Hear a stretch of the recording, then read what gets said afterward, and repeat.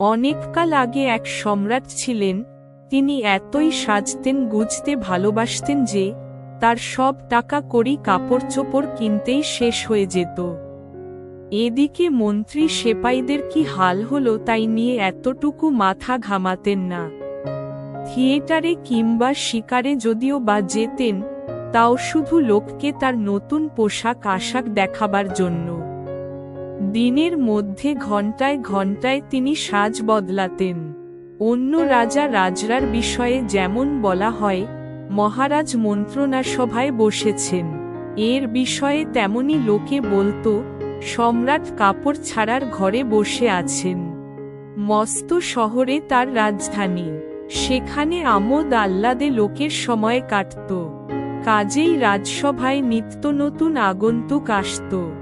একবার দুটো মহাদুষ্টু জোচ্চোর এসে বলল তারা কাপড় বোনে।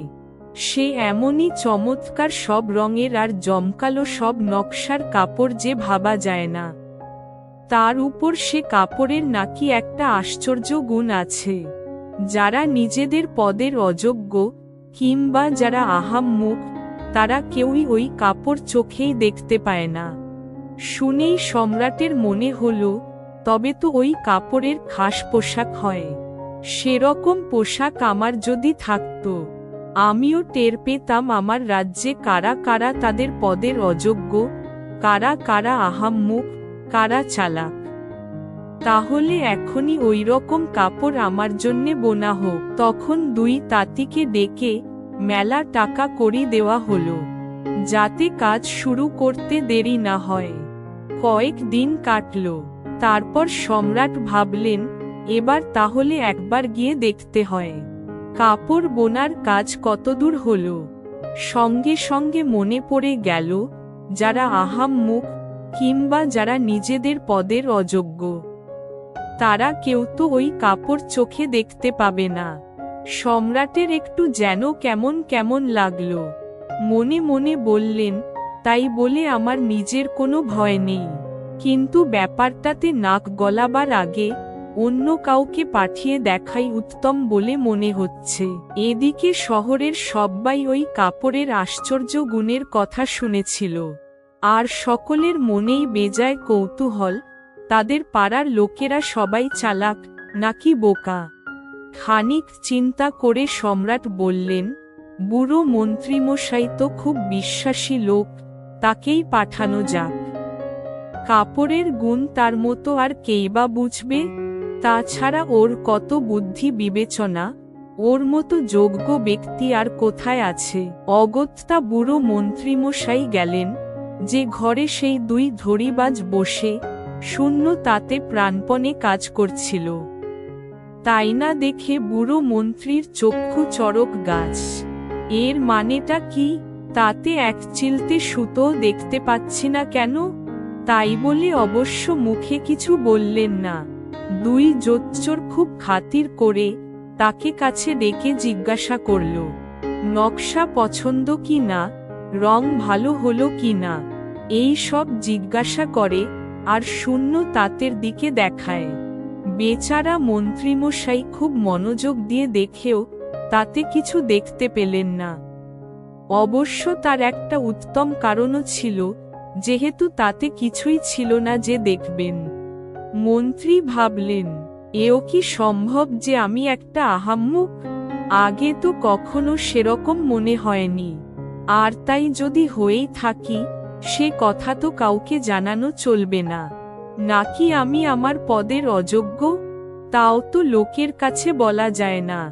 না, কাপড়টা যে চোখে দেখতে পাচ্ছি না সে কথা আমি কোনো মতেই স্বীকার করব না। কাজের ভান করতে করতে এক বেটা বলল, কই মন্ত্রীমশাই, কাপড় পছন্দ হলো কি না, কিছু বলছেন না যে? চোখে চশমা এঁটে তাঁতের দিকে তাকিয়ে মন্ত্রী বললেন, বাহ, চমৎকার হয়েছে, যেমনই নকশা তেমনই রং। যাই, সম্রাটকে এখনই বলে আসি যে আমার মতে কাপড় বড়ই উৎকৃষ্ট। দুষ্টু লোক দুটো বলল, তাহলে আমরা অতিশয় বাধিত হই। এই বলে সেই কাপড়ের রঙের নাম, নকশার বিবরণ ইনিয়ে বিনিয়ে বিস্তারিত বলল। মন্ত্রীমশাই কান খাড়া করে সব শুনে নিলেন, যাতে সম্রাটের কাছে হুবহু বর্ণনা দিতে পারেন। শেষে তাঁতিরা আরও কিছু রেশমি সুতো, সোনার তার চেয়ে নিল। কাজ শেষ করতে নাকি ও সব লাগবে। যা পেল তার সবটাই অবশ্য পত্রপাঠ নিজেদের থলিতে ভরে ফেলল।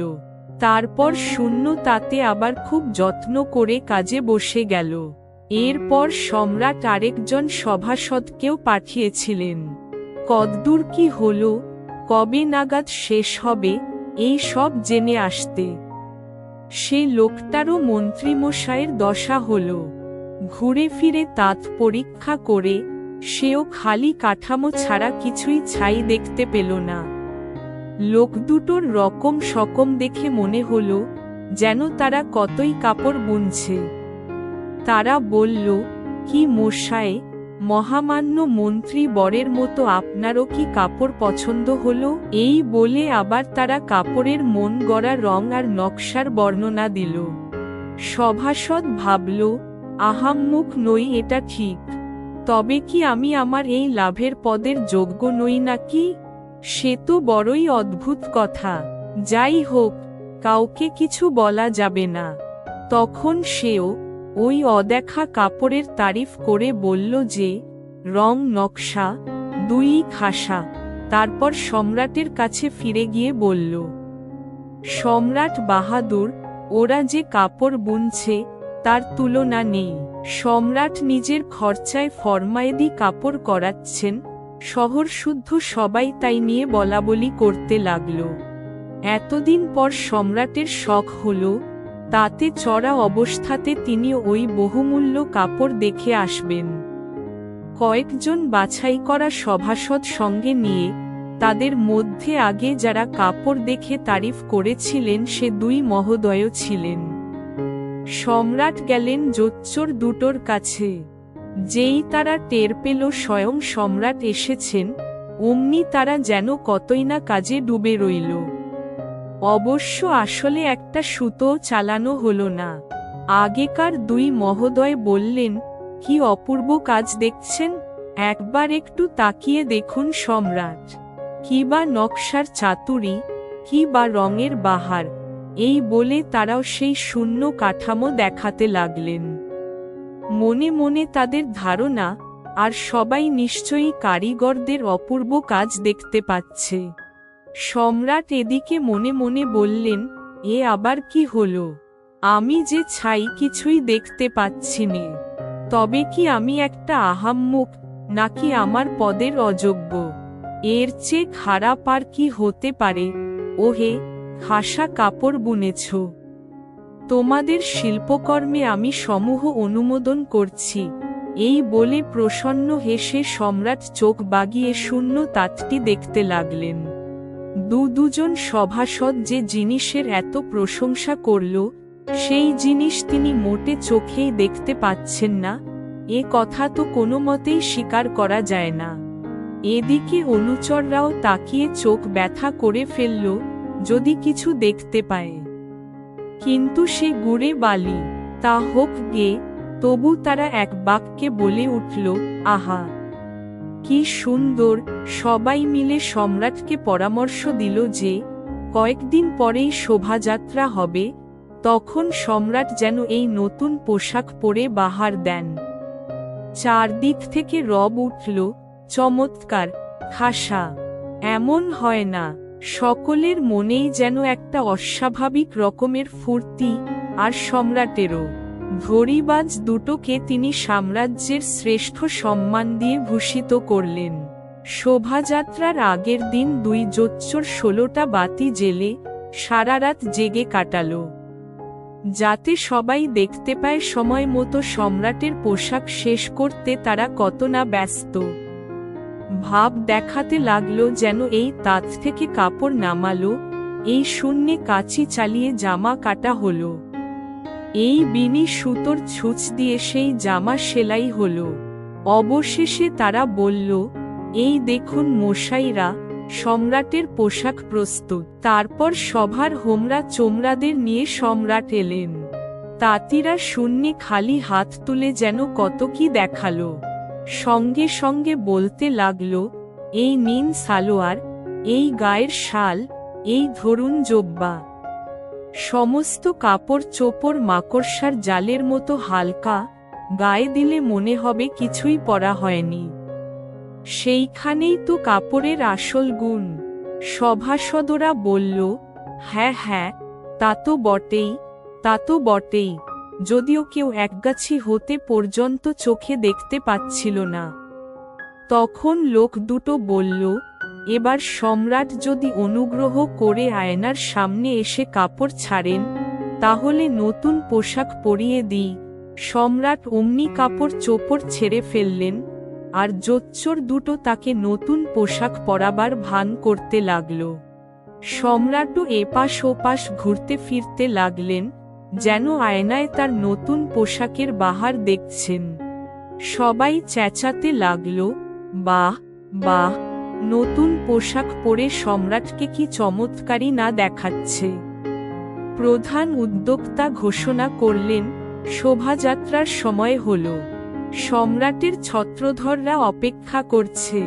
সম্রাট বললেন, আমিও প্রস্তুত, আমার নতুন পোশাক গায়ে ঠিক লেগেছে তো। এই বলে আরেকবার আয়নার সামনে ঘুরলেন ফিরলেন, যেন পোশাক দেখছেন। শয়ন মন্দিরের যারা কর্মাধ্যক্ষ, তাদের কাজ সম্রাটের পোশাকের মাটিতে লুটানো ঝালরটি তুলে ধরা। তারা কেউ ছাই কিছুই দেখতে পাচ্ছেন না, তবু মাটি খামচে কি যেন তুলে নিয়ে ধীরে ধীরে এগোতে লাগলেন।